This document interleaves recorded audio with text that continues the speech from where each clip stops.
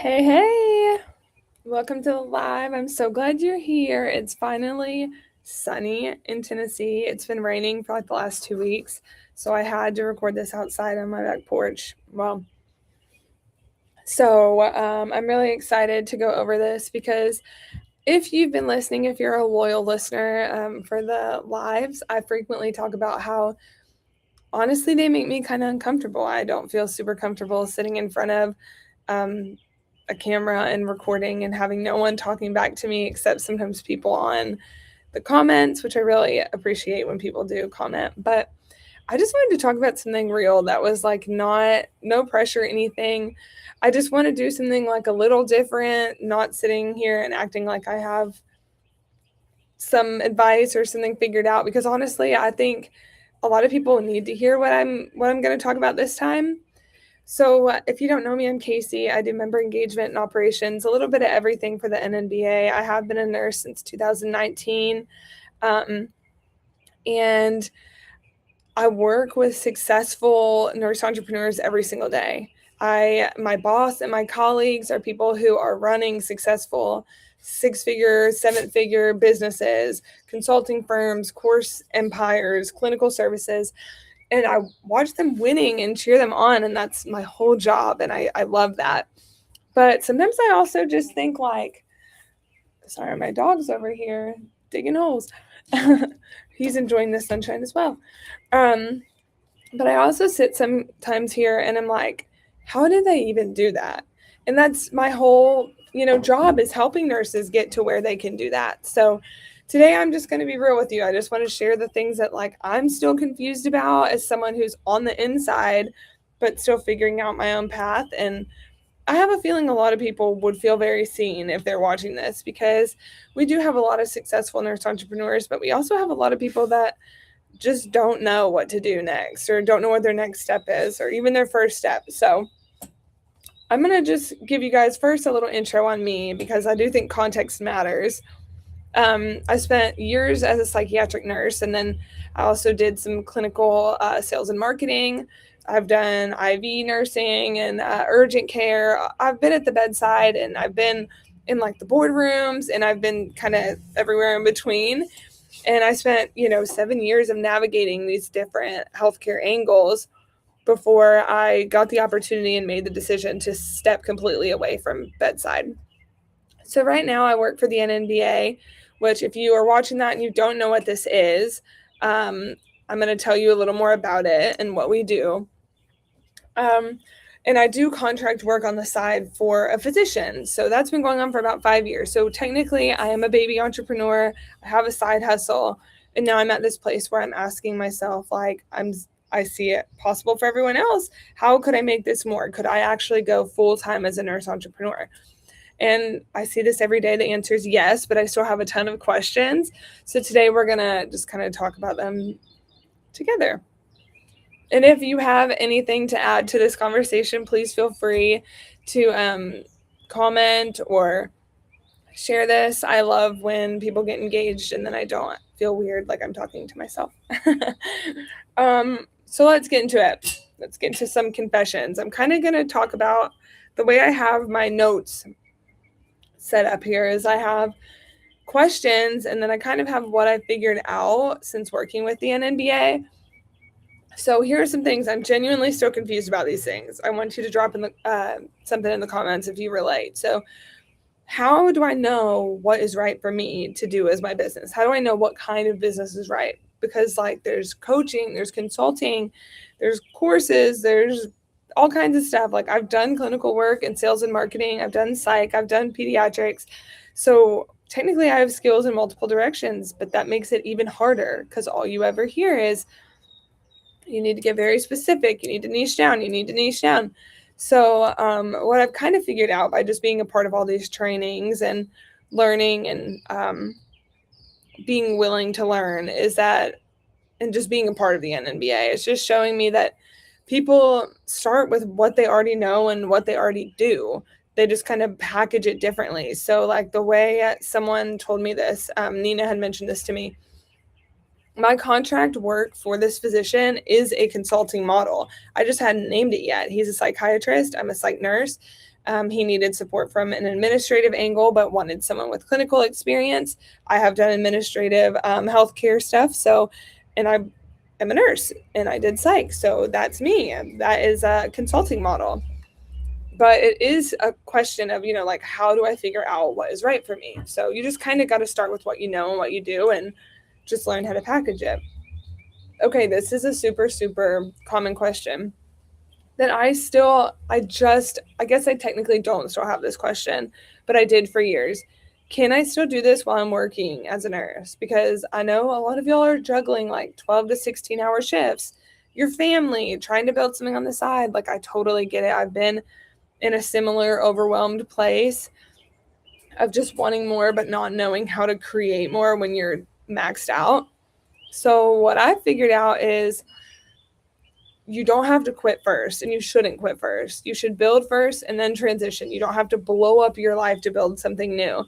I did my contract work through the doctor, and also I did some different compliance audits and stuff like that. I just did that on the side. I did that on my off days. I did that after work when I'd go home and I'd turn the TV on and I'd kick my feet up and I'd do some work.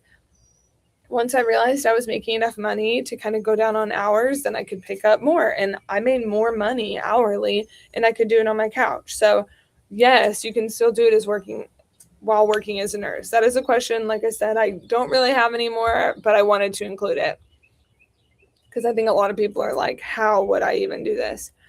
Okay, here's another one that I'm really curious about. How do people find their first client? Like, nobody talks about this. I just went to a Nashville event hosted by the NNBA, and Nina covered this really well, really in depth. Everyone shows you client like 47, but who was client 1? How did that happen? Was it awkward to ask, like, can you pay me for something? Did you charge them or was it free? Um, what was that conversation like? That is something that people don't talk about enough.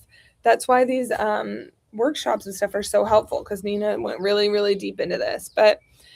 And from that, and from my own personal experience, I've kind of realized that my first client is the physician that I contracted for. I found him looking for someone just like me on LinkedIn. I didn't like pitch him cold. The relationship kind of came because he was looking for somebody, and then I reached out to him and we kind of got to know each other. And I think that's how it works for most nurses starting out. If you don't feel comfortable pitching people cold, let people like just search for people that are looking for what you can do, even if it's not exactly what you are planning on doing. It's extra experience, and you never know what that client can if it can bring you more clients or more opportunities. This is another one that we discussed at the NNBA workshop last month, and it was so important because I have a lot of discomfort when it comes to talking about money and charging people and asking for money. I'm like that person that doesn't really want to like ask you like, hey, are you going to Venmo me for that? It's just uncomfortable. I don't like asking for money because it feels weird, but nurses are not taught to charge for their knowledge, because we usually make a flat rate, and we are taught to show up and do our best and keep our head high and keep our mouth shut and give all we can give and get stung by a wasp on live TV. So putting a dollar amount on what we know feels weird. Like, it still feels weird to me, I'll be honest. I've learned that the nurses around me who are confident in their pricing got that way by being in community, like hearing what other people charge, getting permission to value their expertise. When people talk about money, they get more confident around it. So that's one thing I love about NNBA is there's a lot of talk about like, what do I charge? How do I charge? How do I stop undervaluing myself? Another thing, how do I stop feeling like a fraud? This is still a problem I deal with. If anyone has an answer to this, let me know. I work for an organization full of successful nurse entrepreneurs, and sometimes I still sit thinking like, who am I to do this? Like, I don't have a PhD. I don't have all these things. I'm not running a 7-figure business. I haven't launched a course. I don't have a big following. Um, and then I just have to remind myself, like, I have 7 years of clinical and business experience, more business experience in 7 years. I have relationships and skills that take years to build. And I have a running contract that's been going for years and will probably go until he retires. And that's what counts. So if you ever feel like this, I'm with you. Just because you're not where you want to be doesn't mean you can't get there. It doesn't mean you're a fraud. Yeah, that really counts. If you ever have imposter syndrome, somewhere like the NNBA community, where'd my dog go? Is a great place to start for just like extra support, because probably everyone in that community has experienced that as well.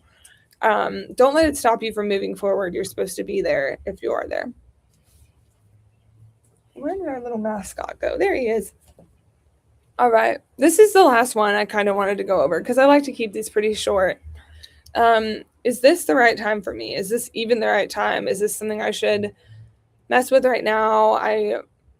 If you are just feel like you're at the very top of what you can handle, or if you feel like I'm living paycheck to paycheck, I can't afford to like do this, I need to be working every hour I can, or if you feel like an imposter and I just am not sure what I want to do yet, or let me see if I can get this new job or whatever. I have asked myself, is this the right time? A million times. Is now the right time? What if I wait till things are more stable or get more experience? Or what if, I just see how things go? I don't really want to rock the boat. But I have realized there's really never a perfect time. The people that I've watched succeed didn't wait. They started messy and refined as they went. And I even think this still in my position now. I did not know what I was doing when I started, like full disclosure. I was just really hoping that I would learn as I go, and I have, but I'm still learning. So honestly, I think the longer you wait, the more time that you're giving fear to talk you out of it. So that is just my opinion. I think that all of these things you could really find colleagues and accountability partners and people to work through this with you. If you join the NNBA community, or if you're already a part of the NNBA community, you can be a part of the okay, let me reword this. If you're not a part of the NNBA, you can still be a part of the free NNBA community that has some free resources. If you're an NNBA member, we have our community platform. It's a great place to get to know other people. We have different channels. One of our channels we just started was for the conference, because we want everyone that's going to the conference to know each other and be excited and be ready and not be nervous, and meet people who can help them move forward in their business. So I want to tell you why I'm sharing all of this specifically, like today specifically, just because I've been working a lot on the conference.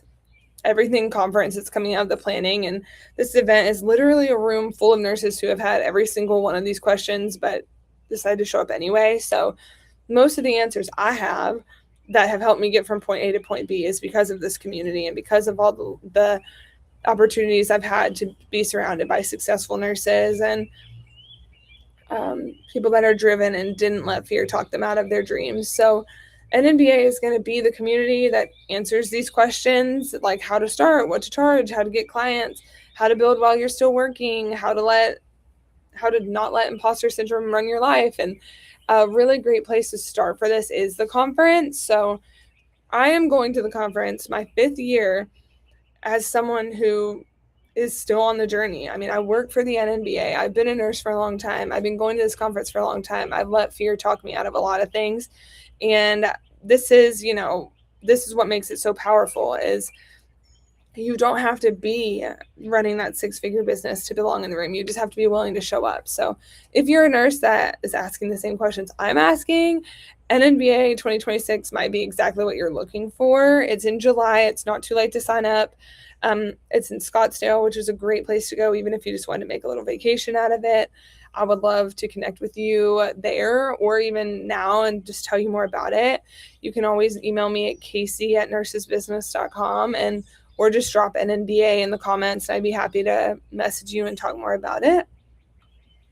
Also, I think it's great to ask these kind of questions. Like, what questions do you have as a nurse entrepreneur that no one's answered yet? Like, even if you're super successful and doing everything that you feel like you should be doing, what is a question that you have? I want to read it. And honestly, like, your question might inspire the next live topic because we're figuring this out together. So thank you guys so much for being here. And I hope that this is helpful and makes you feel more seen and less alone.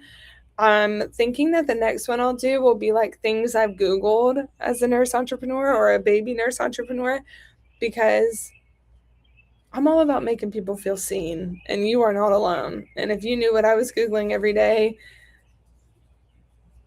because I was too embarrassed to ask anyone, I think that would be a really good thing to follow so you don't miss it. So, all right, guys, if you need anything, shoot me an email, check out the conference information on the website, and I will